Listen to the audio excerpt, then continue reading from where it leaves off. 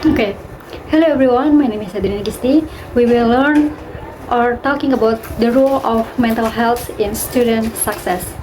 So for the first, I have some quotes. People don't learn well when their minds are tired or their hearts are broken. We can study well if we're struggling just to feel okay. Let's begin with a story. His name is Rio, a second year student, smart, active in organization, always the team go to guy. But behind his energy, Rio hides invisible ones. At night, he whirls with anxiety. He feels he's not good enough. The pressure to success comes from his lecturers, his parents, and himself. Eventually, Rio grows quiet.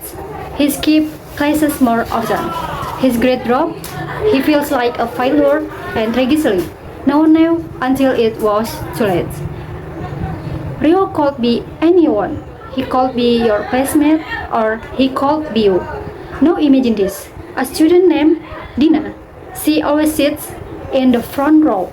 Her assignments are always on time and her grades is perfect. But what we don't see is that every night Dina cries alone. She's haunted by anxiety, the pressure to always succeed, and a deep loneliness she never dares to express. Dina is not alone. There are thousands, even millions of Dina out there. They look fine on the outside, but behind their smiles are silent battles, and sadly, those battles affect how they learn and how they live. We often think student success is all about intelligence or hard work, but there's one element we often overlook is mental health.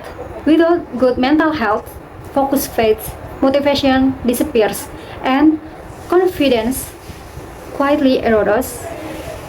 According to the WHO, nearly 1 in 5 students globally face mental health issues. And more surprisingly, over 60% of college students in the US report anxiety that interferes with their studies. Mental health doesn't mean we must be happy all the time. It means we are able to manage our emotion, handle stress with relationship, and make healthy decisions. WHO defines mental health as a state well-being in which every individual realizes their own potential, can cope with the normal stress of life, can work productively, and contribute to their community. Now ask yourself, can you concentrate on studying when you're anxious? Can you perform at your best when heart is weighed down? We often hear about GPA goals, competition, and achievement, but rarely do we talk about mental health. Some alarming data: 60% of college students in the US report significant anxiety. 1 in 5 students worldwide face depression or suffer psychological distress. Only small percentage even seek help. Why? Because of stigma?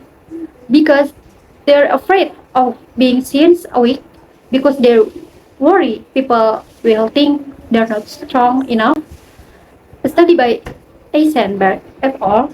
2021 shows that students with depression have GPAs that are 0.5 points lower than their peers. That's not a small number. It could mean the difference between graduation or not, between getting a scholarship or missing out. But the impact is not just academic. Mental health problems can make students withdraw, lose motivation, even lose direction in life.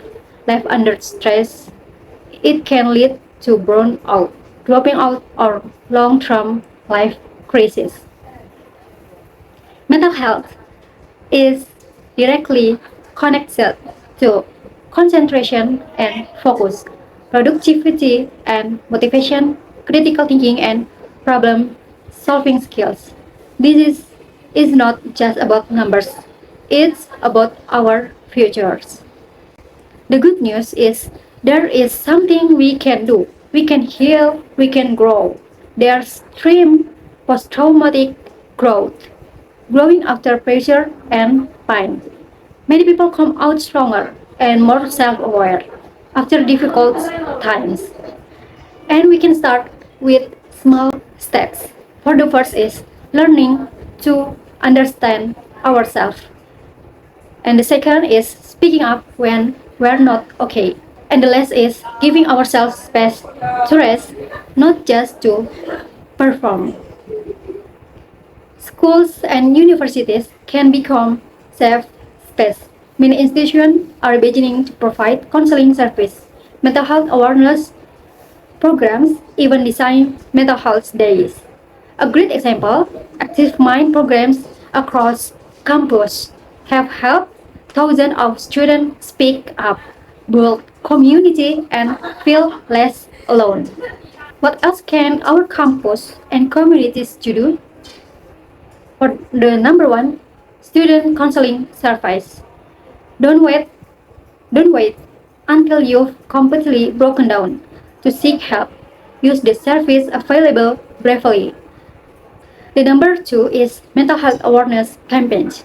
Programs like Mental Health Week, Student Listening Space, and Mental Health First Aid training for faculty and students can make a huge difference. The three is peer support groups, discussion circles, safe space to share, or healing communities can be incredible supportive. Sometimes we just need to feel not alone. But this is not just the job of schools or counselor. All of us, friends, families, communities have a role to play. So for this step is be a good listener to your friends. Normalize conversation about mental health. Support friends who are struggling instead of judging. Practice a healthy lifestyle. Sleep enough, eat well, exercise gently. Avoid unhealthy comparison on social media. Everyone has their own timing. And ask your friends this today, are you really okay? Or are you just saying you are okay? And listen, because sometimes just listening can save someone's life. So let me end with a powerful question. How can we build a great nation with brilliant students if they are mentally broken in the process? Mental health is not a luxury, it's the foundation. Without it, all the formulas, memorization, and ambition are just pressure weighing us down. Success is not just about grades or titles, it's about what we are when we achieve them well, happy and mentally healthy. If we want to raise an excellent generation, we must begin by building a balanced generation. Let's make mental health a requirement for success, not just a nice extra.